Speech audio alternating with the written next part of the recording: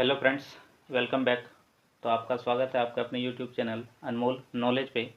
और आज हम लोग स्टार्ट करने वाले हैं इतिहास। ठीक है, तो चलिए क्लास को स्टार्ट करते हैं। तो सबसे पहले जो इतिहास है, इतिहास हम लोग किसे कहते हैं? तो अतीत में घटे या हुए महत्वपूर्ण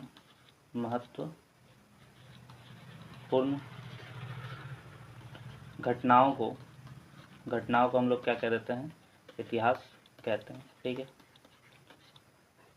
अब यहाँ से एक जो इम्पोर्टेंट क्वेश्चन बनता है वो है कि इतिहास का जनक किसे कहते हैं? इतिहास का जनक किसे कहते हैं? तो याद रखिएगा, इतिहास का जनक हम लोग हेरोडोटस को कहते हैं। हेरोडोटस को कहते हैं। ठीक है, ये डायरेक्ट क्वेश्चन यहाँ से बनता है कि इतिहास का जनक किसे कहा जाता है। इस मानव जाति का पालना, मानव जाति का पालना। ठीक है, मानव जाति का पालना किसे कहा जाता है? तो अफ्रीका महादेश को। किसे? अफ्रीका महादेश को कहा जाता है, मानव जाति का पालना कहा जाता है, क्योंकि यहीं से जो माना जाता है कि जो मानव जाति है कहाँ से शुरू हुआ? तो अफ्रीका महादेश से शुरू हुआ। ठीक है, चलिए अब आगे हम लोग देखते हैं। यहाँ पे जो हम लोग का इतिहास है, ठीक है, इतिहास को 3 भागों में बांटा गया है। पहला प्राग ऐतिहासिक काल, प्राग ऐतिहासिक काल। दूसरा आद ऐतिहासिक काल, आद ऐतिहासिक काल। और तीसरा ऐतिहासिक काल, ठीक है, प्राग ऐतिहासिक काल, आद ऐतिहासिक काल और ऐतिहासिक काल।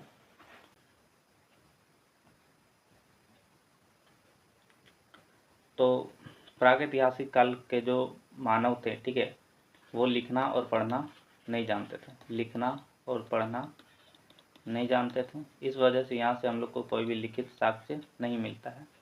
आदि ऐतिहासिक के लोग पढ़ना और लिखना जानते थे, ठीक है, पढ़ना और लिखना जानते थे। और यहाँ से हम लोग को लिखित साक्ष्य भी मिलता है। यहाँ से हम लोग को क्या मिलता है? तो लिखित साक्ष्य मिलता है, लेकिन हम लोग अभी तक इसको पढ़ नहीं पाए हैं। ठीक है, लिखित साक्ष्य मिला है लेकिन हम लोग इसे अभी तक पढ़ नहीं पाए हैं। ऐतिहासिक काल के लोग पढ़ना लिखना जानते थे, ठीक है, और इनका हम लोगों को लिखित साक्ष्य भी मिलता है। यहाँ पे हम लोग को क्या मिलता है? लिखित साक्ष्य मिलता है, जिसे हम लोगों ने पढ़ा भी है। ठीक है, तो बेसिकली यही इसमें डिफरेंस है। तो प्राग ऐतिहासिक काल में लोग लिखना पढ़ना नहीं जानते थे, ठीक है, इस वजह से हम लोग को यहाँ पे कोई भी लिखित साक्ष्य नहीं मिलता है। जबकि आदि ऐतिहासिक काल के लोग पढ़ना भी जानते थे, लिखना भी जानते थे, और हम लोग को यहाँ से लिखित साक्ष्य मिला है, लेकिन इनका जो भाषा है वो अभी तक हम लोग समझ नहीं पाए हैं। ठीक है, जबकि ऐतिहासिक काल की बात करें तो ये लोग पढ़ना लिखना भी जानते थे, इनका लिखित साक्ष्य भी मिला है, और इनका जो भाषा उसको हम लोगों ने पढ़ भी लिया है। ठीक है, चलिए अब आगे हम लोग देखते हैं कि प्राग ऐतिहासिक काल के कितने भाग है। ठीक है, तो सबसे पहले प्राग ऐतिहासिक काल को हम लोग पाषाण काल भी कहते हैं। ठीक है, प्राग ऐतिहासिक काल को प्राग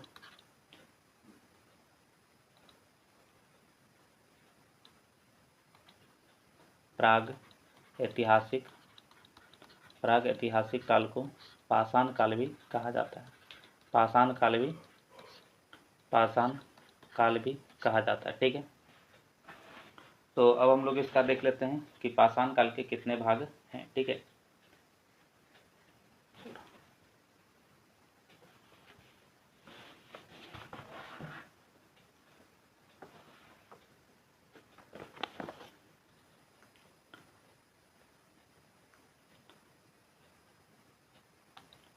तो पाषाण काल को 4 भागों में बांटा गया है।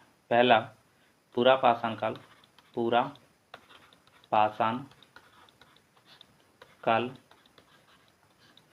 दूसरा मध्य पाषाण काल, मध्य पाषाण काल। तीसरा नव पाषाण काल। और चौथा ताम्र पाषाण काल, ताम्र पाषाण काल। ठीक है, तो ये इसके 4 भाग हैं। पहला पूरा पाषाण काल, मध्य पाषाण काल, नव पाषाण काल और ताम्र पाषाण काल। ठीक है, अब इसके बाद अगर हम लोग बात करें कि प्रागैतिहासिक काल किसे कहेंगे, तो वह काल, ठीक है, वह समय या वह काल जब मानव पढ़ना और लिखना नहीं जानते थे। ठीक है, नहीं जानते थे, उस काल को हम लोग क्या कहेंगे, प्रागैतिहासिक काल कहेंगे। ठीक, पाषाण काल, पाषाण काल की बात करें, पाषाण काल, तो पाषाण काल हम लोग उस काल को कहेंगे जिस काल में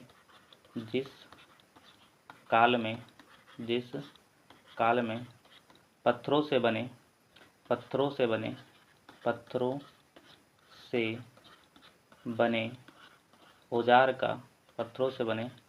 औजार का इस्तेमाल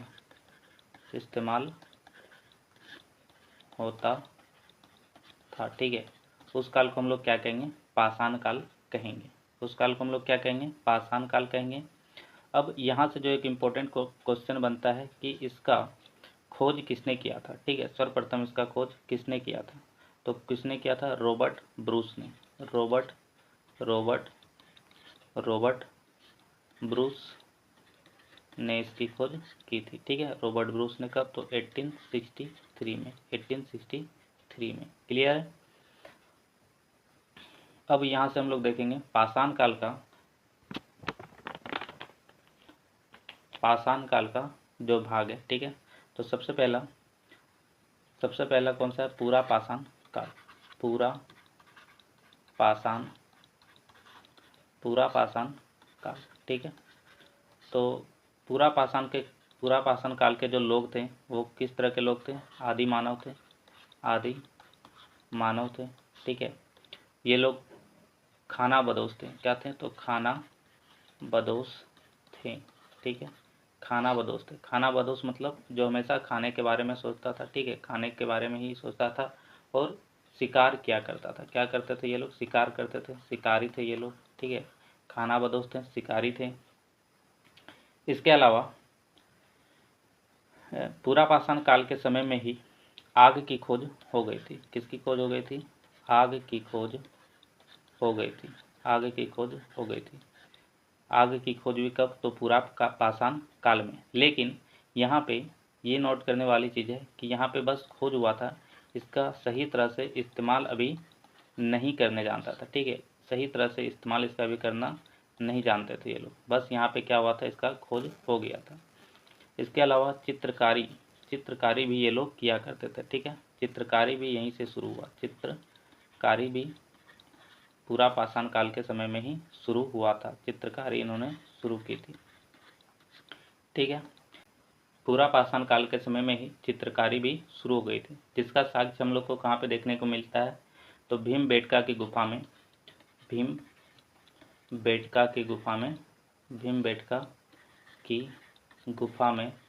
मिलता है। ठीक है, जो कहाँ पर है, जो कि मध्य प्रदेश के अब्दुल्लागंज में स्थित है। मध्य प्रदेश के अब्दुल्लागंज में स्थित है। ठीक है, स्थित है। तो पूरा पाषाण काल के जो लोग थे वो कैसे थे? आदि मानव थे, खानाबदोश थे और शिकारी थे। ठीक है, इसी समय क्या हो गई, तो आगे की खोज हो गई थी, लेकिन लोग इसका इस्तेमाल करना नहीं जानते थे। चित्रकारी भी इसी काल में शुरू हुआ, पूरा पाषाण के काल में ही, जिसका साक्ष्य हम लोग को कहाँ पे देखने को मिलता है, तो भीमबेटका की गुफा में देखने को मिलता है। ठीक है, कि भीमबेटका की गुफा में। चलिए इसके आगे, इसके बाद आता है मध्य पाषाण काल। मध्य पाषाण काल। ठीक है, मध्य पाषाण काल को ही हम लोग माइक्रोलिथ भी कहते हैं। क्या कहते हैं? माइक्रोलिथ भी कहते हैं। मध्य पाषाण काल को हम लोग क्या कहते हैं? माइक्रोलिथ भी कहते हैं। क्यों कहते हैं माइक्रोलिथ? माइक्रो मतलब होता है छोटा, माइक्रो मतलब क्या होता है? छोटा। ठीक है,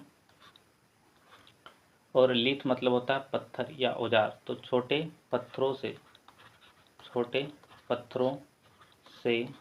बने औजार। ठीक है, छोटे पत्थरों से बने औजार। तो मध्य पाषाण काल के टाइम में क्या हो रहा था कि जो मानव थे उस समय के, वो लोग छोटे पत्थरों से बने औजार का इस्तेमाल किया करते थे। ठीक है, जिस वजह से मध्य पाषाण काल को माइक्रोलिथ भी कहा जाता है।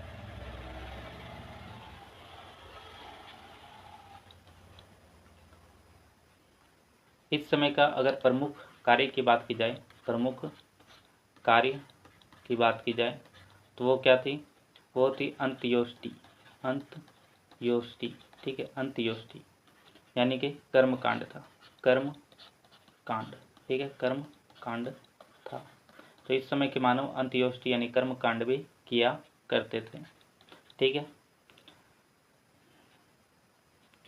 यहाँ से जो है अस्थि पंजर का अवशेष प्राप्त होता है। ठीक है, अस्थि पंजर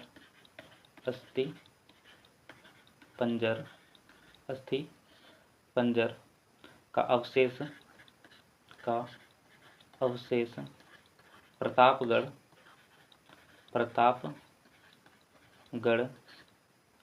के सराय नाहर तथा मादहा से प्राप्त हुआ था। महदहा से प्राप्त हुआ था। ठीक है, तो मध्य पाषाण काल में जो औजार होते थे वो किससे बने होते थे? छोटे छोटे पत्थरों से बने औजार होते थे। ठीक है, इनका प्रमुख कार्य क्या था? अंत्योष्टि था। अस्थि पंजर का जो अवशेष है प्रतापगढ़ के सरायनहर और महदहा से प्राप्त हुआ था। तो मध्य पाषाण काल के बाद अब आ जाते हैं हम लोग नव पाषाण काल में। ठीक है, नव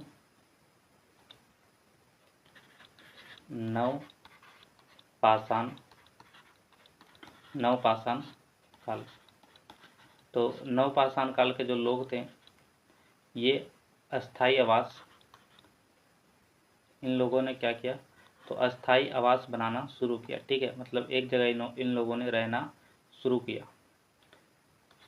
अस्थाई आवास। ठीक, अब एक जगह ठहरने लगे ये लोग, रहने लगे, तो इन लोगों ने क्या किया? कृषि भी स्टार्ट किया। ठीक है, भोजन के लिए इन लोगों ने क्या किया? कृषि स्टार्ट किया। कृषि के बाद इन लोगों ने पशुपालन शुरू किया। पशुपालन, तो सबसे पहला जो है यहाँ पे एक क्वेश्चन बनता है कि जो इंसान है सबसे पहले किस जानवर को इन लोगों ने पालतू बनाया था? ठीक है, किस जानवर को इन लोगों ने पालतू बनाया था? तो क्या हो जाएगा? कुत्ता। इसका राइट आंसर क्या हो जाएगा? कुत्ता। डॉग को इन लोगों ने जो है सबसे पहले पालतू जानवर बनाया था। ठीक है, तो नव पाषाण काल के समय में जो लोग थे अस्थायी आवास बना के रहने लगे थे, कृषि करने लगे थे, पशुपालन इन लोगों ने स्टार्ट किया। ठीक है, साथ ही साथ यहाँ पे पहिया का भी खोज हुआ था। ठीक है, नव पाषाण काल के समय में। तो नव पाषाण काल में जो लोग थे वो अस्थायी आवास बना के रहने लगे थे। ठीक है, अस्थायी आवास बना के रहने लगे, कृषि करने लगे। ठीक है, पशुपालन इन लोगों ने शुरू किया, पहिया का यहाँ पे खोज हुआ। ठीक है, इसका जो साक्ष्य है, ठीक है, पशुपालन का जो साक्ष्य है, यह हम लोग को मध्य प्रदेश के आदमगढ़ तथा बागनौर तथा बागोर बागोर से प्राप्त होता है। ठीक, पशुपालन का साक्ष्य हम लोग को कहाँ से प्राप्त होता है? तो मध्य प्रदेश के आजमगढ़ तथा राजस्थान के बागोर से प्राप्त होता है। ठीक है, इसके बाद एक और था ताम्रपाषाण काल। कौन सा? तो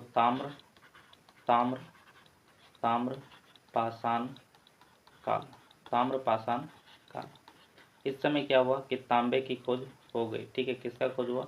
तो तांबे का खोज हुआ। ठीक है, तांबे का खोज हुआ जिस वजह से जो औजार थे, इन लोगों का जो औजार था अब पत्थरों से ना बना करके ये लोग किससे बनाने लगे? तांबे से बनाने लगे। ठीक है, तांबे से बनाने लगे और इस वजह से यहाँ पे क्या होता है? औद्योगिकरण शुरू हो जाता है। औद्योगिकरण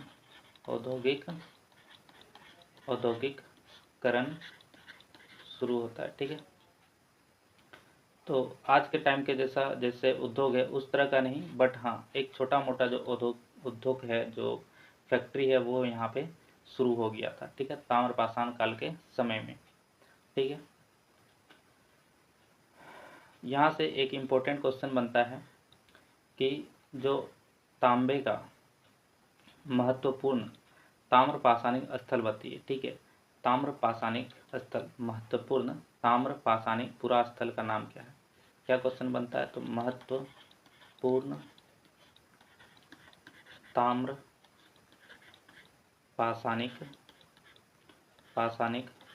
स्थल, महत्वपूर्ण ताम्रपाषाणिक स्थल, तो कौन सा हो जाएगा? नवदा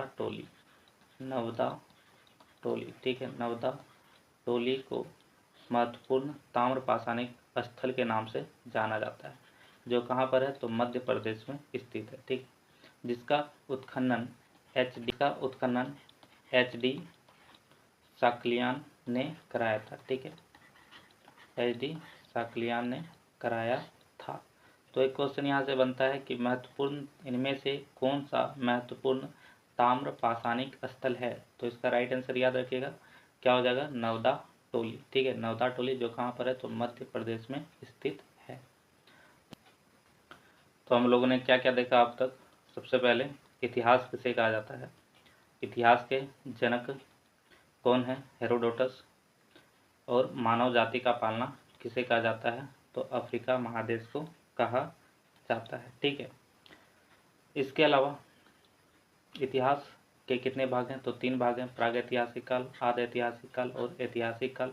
इसमें हम लोगों ने देखा कि इन तीनों में क्या अंतर है। ठीक है, फिर प्रागैतिहासिक काल के कितने भाग हैं? तो 4 भाग हैं, पूरा पाषाण काल, मध्य पाषाण काल, नव पाषाण काल और ताम्र पाषाण काल।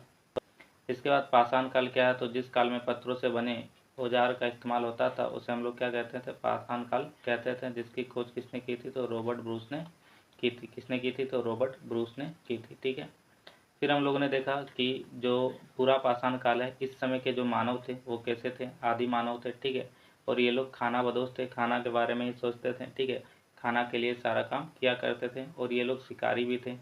इस समय आग की खोज यहाँ पे हो गई थी। ठीक है, लेकिन ये लोग इस्तेमाल करना अभी तक नहीं सीखे थे।